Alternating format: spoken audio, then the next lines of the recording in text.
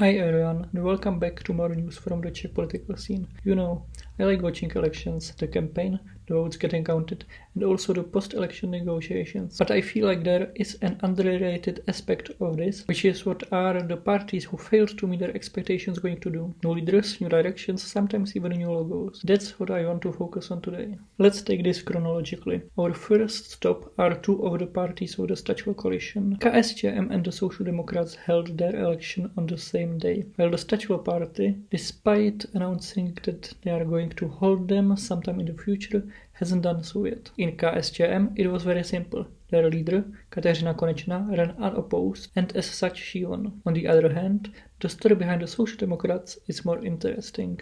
There were reports from the Congress that the previous leadership and the Maláčová camp made a concentrated effort to silence pro-Western delegates. Some of these supposedly were not allowed to vote. As a result, the new leader, Jiří Nevět, will most likely continue with the direction of his predecessor, and this resulted in more departures from the party, including Jan Chvojka, who used to be the Minister of Human Rights. Let's now take a look at TOP 09, which ran in the Spol coalition.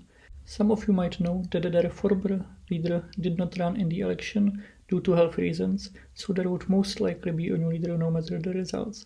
At first it seemed like there might be a fight between the more liberal and more conservative wing, but in the end there was only one candidate, a school principal and MP Matěj Ondřej Havel. The last two leadership elections, which both took place yesterday, were in the Pirates and the ODS, and both saw a party establishment winning, while the new and fresh factions lost. Starting with the Pirates, Zdeněk Hřib, former mayor of Prague, was re-elected as a leader, defeating David Vitoš, also a communal politician who got the support of the Progressive Alternative, a more left-wing faction within the Pirates.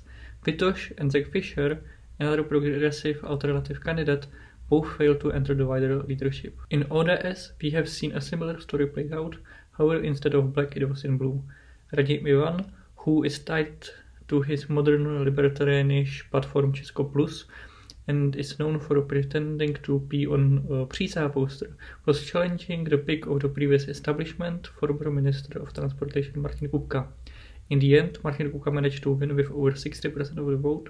Some people are saying that this might trigger an exodus of people towards the new Kuba party, which I made a video about previously, but we will see. Do you think that these new leaders can be a breath of fresh air? Do you think that the Progressive Alternative and Česko Plus have a future? If you find this video interesting, please check out my other videos about Czech politics, and thank you for watching.